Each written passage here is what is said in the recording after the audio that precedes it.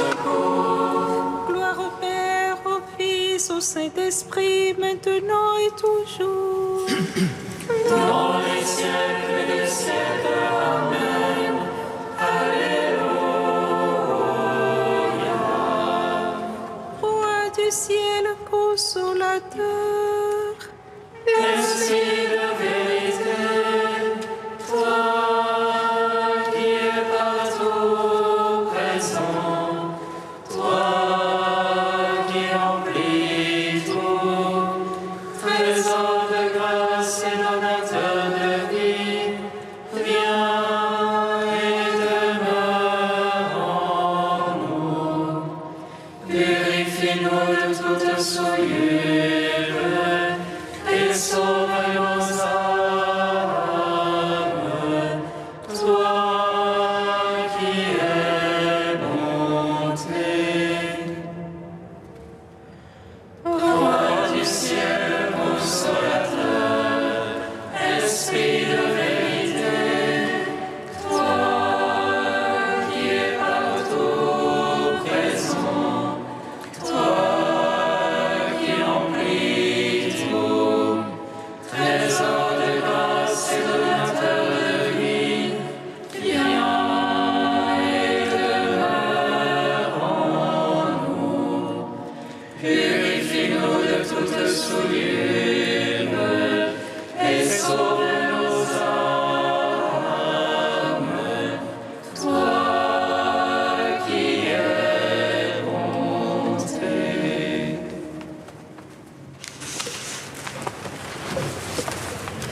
Éveille-toi, ô toi qui dors, relève-toi d'entre les morts, car l'Esprit Saint habite en toi, il t'a marqué de son sang. Éveille-toi, ô toi qui dors, relève-toi d'entre les morts, car l'Esprit Saint habite en toi, il t'a marqué de son sceau. Tous ceux qu'anime l'Esprit Saint sont délivrés de toute crainte, car ils sont des fils adoptifs, ils sont fils de Dieu. Éveille-toi, ô toi qui dors, relève-toi d'entre les morts, car l'Esprit Saint habite en toi, il t'a marqué de son sceau. L'Esprit se joint à notre esprit pour attester que nous sommes héritiers. Si nous mourons avec le Christ, avec lui nous vivrons. Éveille-toi, ô toi qui dors, relève-toi d'entre les morts, car l'Esprit Saint habite en toi, il t'a marqué de son sceau. Cherchez donc à imiter Dieu comme les enfants bien-aimés, et suivez la voie de l'amour à l'exemple du Christ. Éveille-toi, ô toi qui dors, relève-toi d'entre les morts, car l'Esprit Saint habite en toi, il t'a marqué de son sceau. Psaume 118, strophe 6. Le Christ ressuscité, Alléluia, donne la paix à son peuple, Alléluia. Le Christ ressuscité, Alléluia, donne la paix à son peuple,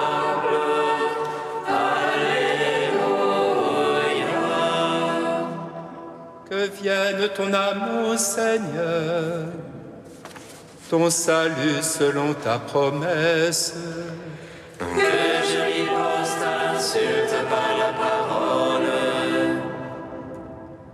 car je compte sur ta parole. Ne m'ôte pas la parole de vérité, car j'espère en tes jugements. Que j'observe ta loi sans relâche, pour toujours et à jamais. Que je sois au large en ma démarche, car j'ai cherché tes préceptes. Devant les rois, je parlerai de ton témoignage, et n'aurai nulle honte. Tes ordres ont fait mes délices, je les ai beaucoup aimés. Je tends les mains vers tes ordres que j'aime. Tes volontés, je les médite. Gloire au Père, au Fils, au Saint-Esprit, pour les siècles des siècles. Amen. Le Christ est ressuscité. Alléluia. Donne la paix à son peuple. Alléluia.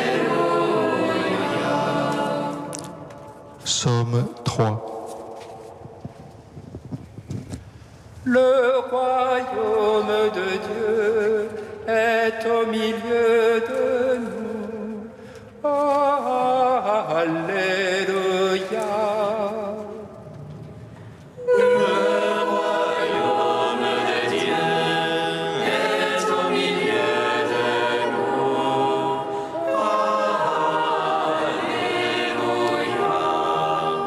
Seigneur, ils sont nombreux mes oppresseurs, nombreux ceux qui se lèvent contre moi. Nombreux ceux qui disent de mon âme, point de salut pour elle en son Dieu. Mais toi, Seigneur, bouclier qui m'entoure, ma gloire, tu me redresses la tête. À pleine voix, je crie vers le Seigneur, il me répond de sa sainte montagne. Et moi je me couche et m'endors, je m'éveille, le Seigneur est mon soutien. Je ne crains pas ces gens par milliers, postés de toutes parts contre moi. Élève-toi, Seigneur, sauve-moi, mon Dieu, tu frappes à la joue mes adversaires. Tu brises les dents des impies, Dieu sauveur, bénis ton peuple. Rendons gloire au Père Tout-Puissant, à son Fils Jésus-Christ le Seigneur, à l'Esprit qui habite en nos cœurs, pour les siècles des siècles. Amen. Le royaume de Dieu est au milieu de nous. Alléluia. Psaume 86. Sa fondation sur les saintes montagnes, le Seigneur l'a chérie. Il préfère les portes de Sion aux autres demeures de Jacob. Il parle de toi pour ta gloire, cité de Dieu. Je compte Rahab et Babylone parmi ceux qui me connaissent. Tyr, la Philistie ou l'Éthiopie, un tel y est né. Mais Sion, chacun lui dit mère,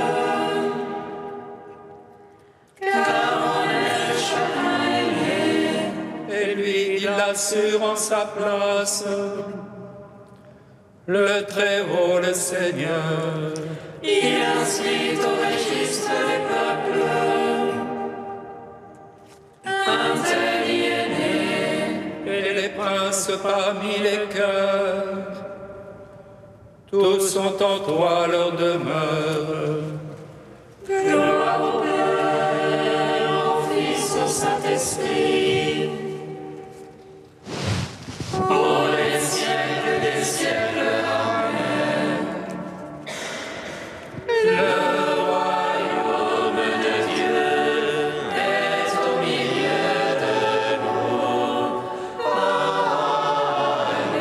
Alléluia. Cantique de Jérémie 31, page 313.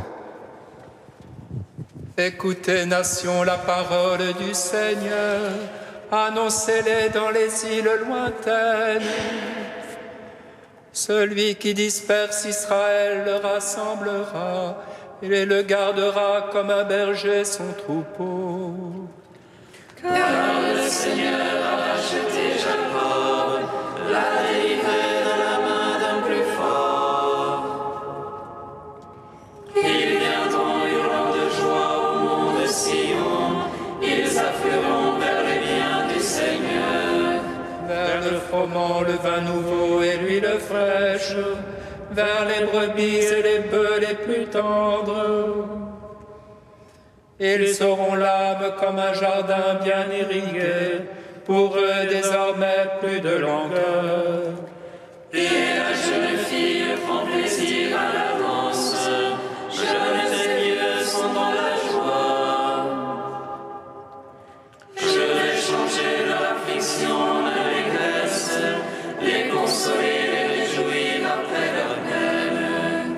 Je rassasierai mes prêtres de mes choisis, et mon peuple se gorgera de mes biens. Gloire au Père, au Fils, au Saint-Esprit, pour les siècles des siècles. Amen.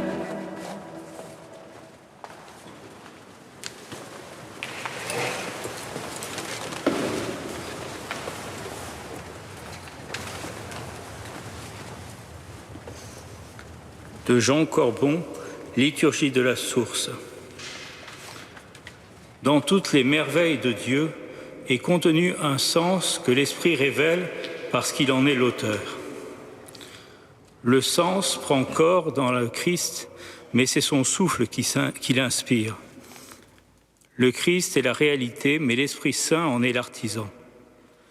C'est donc lui que le Seigneur Jésus répand en ceux qui croient en son nom, pour leur donner le pouvoir de devenir enfants de Dieu. Sur le Tabor, l'illumination déifiante fut vécue par les disciples à la mesure de leur foi. Ainsi, pour nous maintenant, dans la transfiguration qu'est la liturgie. L'Esprit Saint transforme tout ce qu'il touche, mais son énergie sera d'autant plus transformante que notre foi sera plus pauvre et plus offerte. Là réside l'événement décisif de la liturgie. Tentant d'exprimer l'inexprimable, la tradition des églises apostoliques nous le livre par un mot où veut passer l'élan le plus gratuit de la foi, l'épiclèse. Épiclésis, c'est l'invocation au Père pour qu'il envoie son Esprit Saint sur ceux que nous lui offrons, afin qu'il fasse l'offrande dans la réalité du corps du Christ. Ce mot exprime le creux qui est offert. Il ne peut dire la plénitude dont nous sommes comblés. Il traduit le gémissement qui appelle, non l'amour silencieux qui lui répond. Car les apparences demeurent tant que nous sommes dans ce monde de mort, mais la réalité est devenue autre. Elle est passée dans la plénitude du Christ. La transfiguration qui s'opère dans la liturgie est donc un vrai passage. L'Esprit Saint réalise en nous la Pâque du Christ, de ce monde-ci à la vie du Père. Il ne crée pas du néant, il transforme, il déifie. Oui, il transfigure notre corps de misère pour le conformer au corps de gloire du Seigneur. Que vienne ta grâce et que passe ce monde ne signifie pas l'anéantissement du monde sur lequel surviendrait le royaume, mais la gestation douloureuse du corps du Christ au sein des derniers temps. Seule la mort est détruite et la brisure du péché comblée. C'est le sens de la grâce comme initiative gratuite et jaillissement du Dieu vivant dans l'humanité du Verbe. Manifestée dans la première venue du Seigneur, cette grâce se déploie dans la liturgie en son foyer qu'est l'épiclèse. Elle est l'amour purement miséricordieux qui comble l'abîme de notre misère. Elle est l'Esprit Saint en kénose. Alors la mort s'évanouit et le corps du Christ surgit, vivant, de notre tombeau.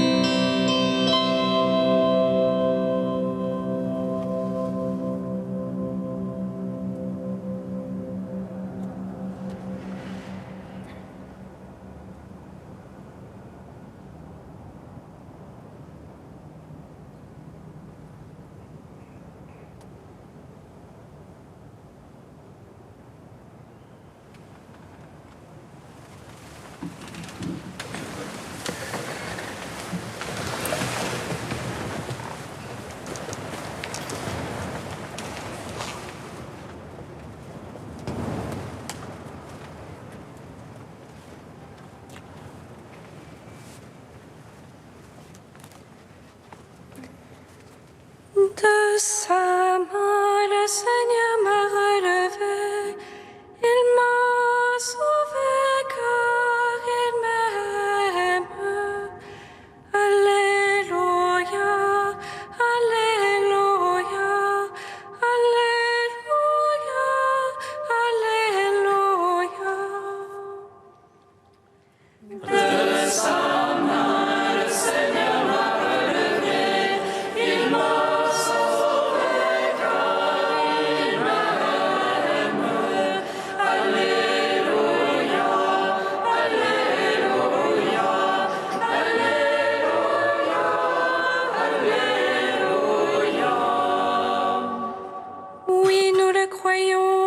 C'est par la grâce du Seigneur Jésus que nous sommes sauvés.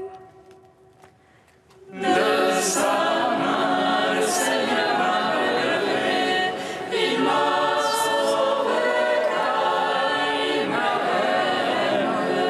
Alléluia, Alléluia, Alléluia, Alléluia.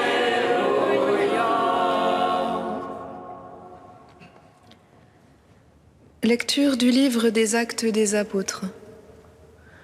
En ces jours-là, comme la conversion des païens provoquait dans l'église de Jérusalem une intense discussion, Pierre se leva et leur dit : « Frères, vous savez bien comment Dieu, dans les premiers temps, a manifesté son choix parmi vous. C'est par ma bouche que les païens ont entendu la parole de l'Évangile et sont venus à la foi.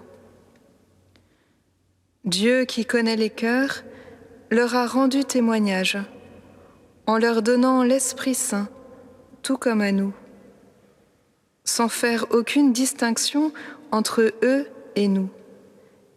Il a purifié leur cœur par la foi. Maintenant, pourquoi donc mettez-vous Dieu à l'épreuve en plaçant sur la nuque des disciples un joug que nos pères et nous-mêmes n'avons pas eu la force de porter? Oui, nous le croyons. C'est par la grâce du Seigneur Jésus que nous sommes sauvés de la même manière qu'eux. Toute la multitude garda le silence. Puis on écouta Barnabé et Paul exposer tous les signes et les prodiges que Dieu avait accomplis grâce à eux parmi les nations. Quand ils eurent terminé, Jacques prit la parole et dit : « Frères, écoutez-moi. Simon-Pierre vous a exposé comment, dès le début, Dieu est intervenu pour prendre parmi les nations un peuple qui soit à son nom. Les paroles des prophètes s'accordent avec cela, puisqu'il est écrit : Après cela, je reviendrai pour reconstruire la demeure de David qui s'est écroulée. J'en reconstruirai les parties effondrées, je la redresserai. Alors, le reste des hommes cherchera le Seigneur, oui, toutes les nations sur lesquelles mon nom a été invoqué, déclare le Seigneur qui fait ces choses connues depuis toujours. Dès lors, moi, j'estime qu'il ne faut pas tracasser ceux qui, venant des nations, se tournent vers Dieu. Mais écrivons-leur de s'abstenir des souillures des idoles, des unions illégitimes, de la viande non saignée et du sang. Car depuis les temps les plus anciens, Moïse a dans chaque ville des gens qui proclament sa loi, puisque dans les synagogues, on en fait la lecture chaque sabbat. Gloire à toi, Seigneur, louange à toi. Gloire à toi, Seigneur, louange à toi.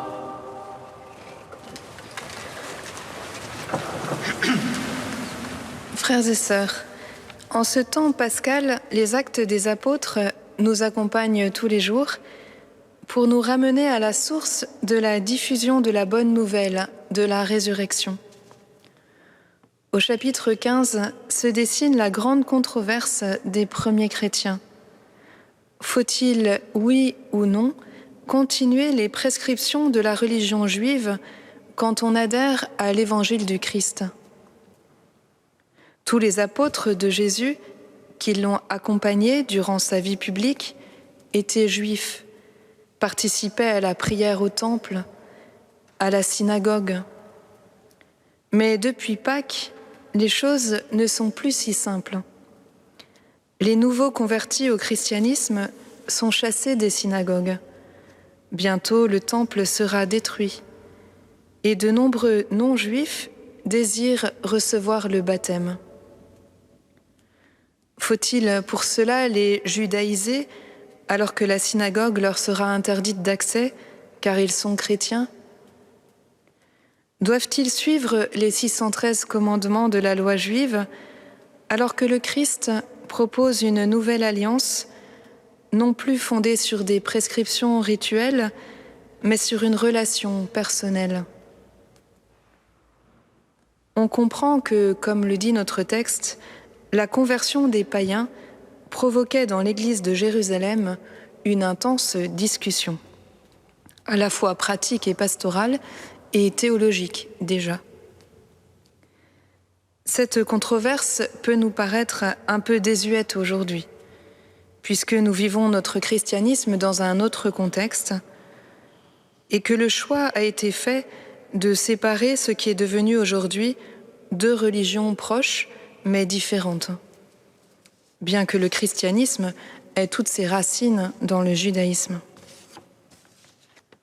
Cependant, ce qui importe pour nous ici est plus dans la manière dont la jeune Église se saisit d'une question délicate que la teneur de la solution apportée alors.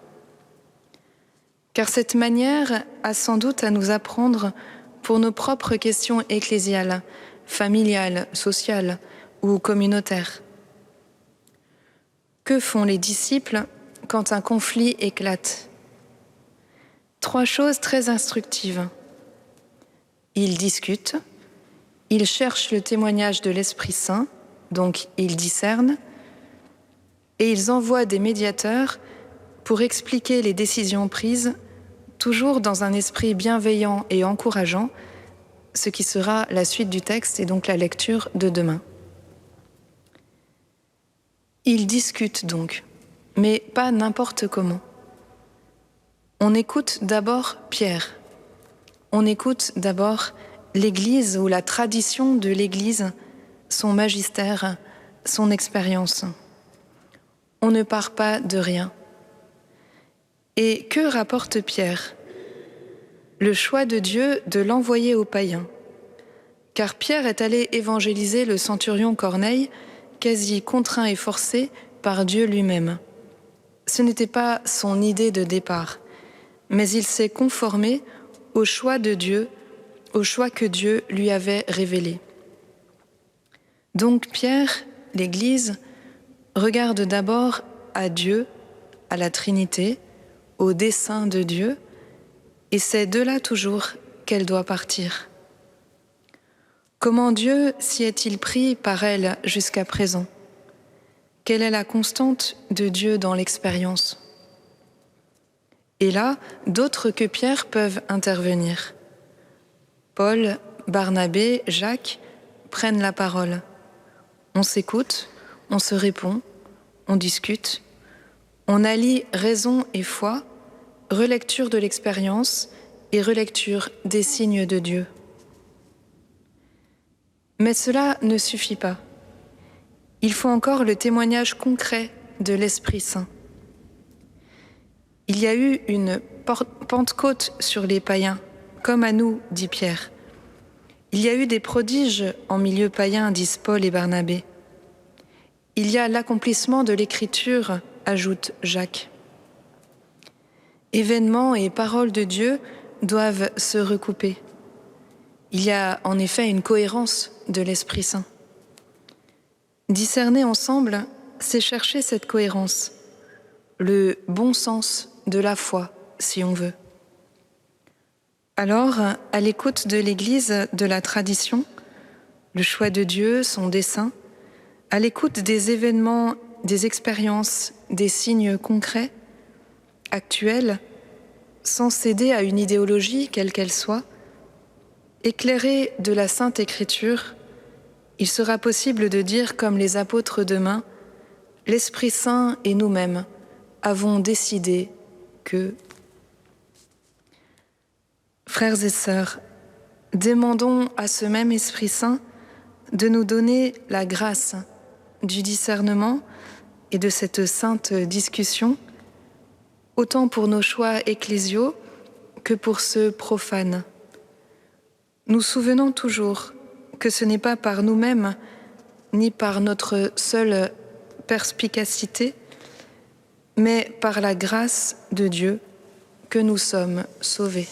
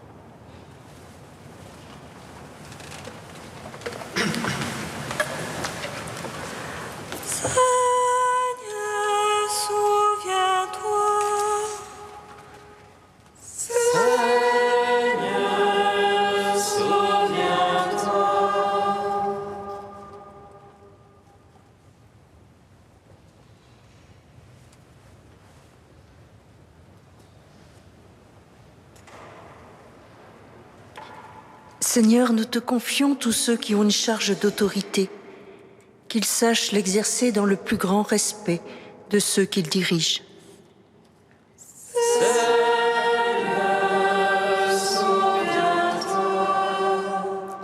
Seigneur, nous te confions tous nos dirigeants politiques, qu'ils aient le souci du bien commun et de la dignité humaine.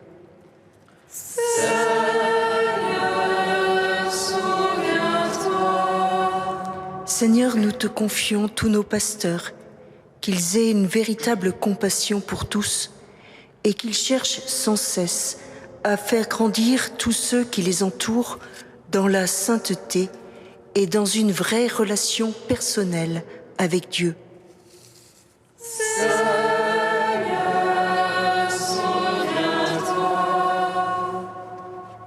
Saint Dieu, Saint fort, Saint immortel, prends pitié de nous.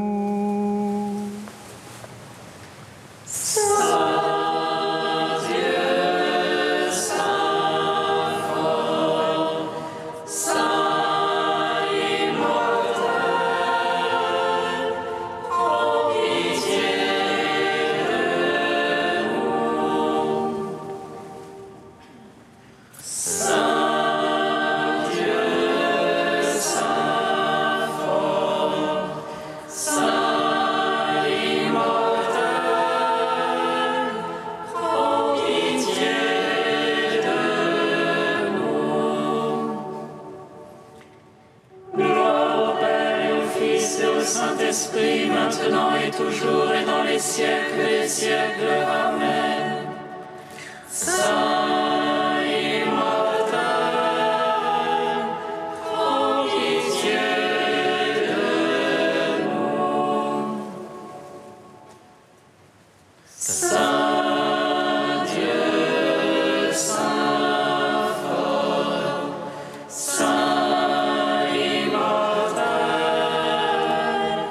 prends pitié de nous. Seigneur Jésus ressuscité, tu ne cesses de conduire ton Église par le souffle du Saint-Esprit. À ton commandement, nous osons dire: Notre Père qui es aux cieux, Que ton nom soit sanctifié, que ton règne vienne, que ta volonté soit faite sur la terre comme au ciel.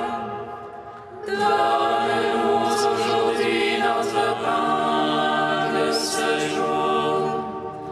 Pardonne-nous nos offenses comme nous pardonnons aussi à ceux qui nous ont offensés.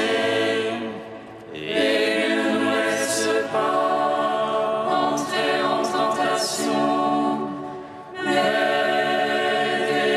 délivre-nous du mal. Car c'est à toi qu'appartiennent le règne, la puissance et la gloire, pour les siècles des siècles. Amen. Dieu qui nous a sanctifiés et qui nous a donné le bonheur quand nous étions pécheurs et malheureux, prends soin de tes dons, prends soin de ton œuvre. À ceux que tu as justifiés par la foi, accorde la force de persévérer. Par Jésus le Christ, notre Seigneur. Amen. Bénissons le Seigneur.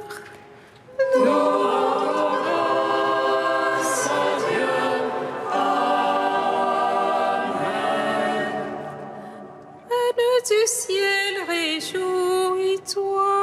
Alléluia.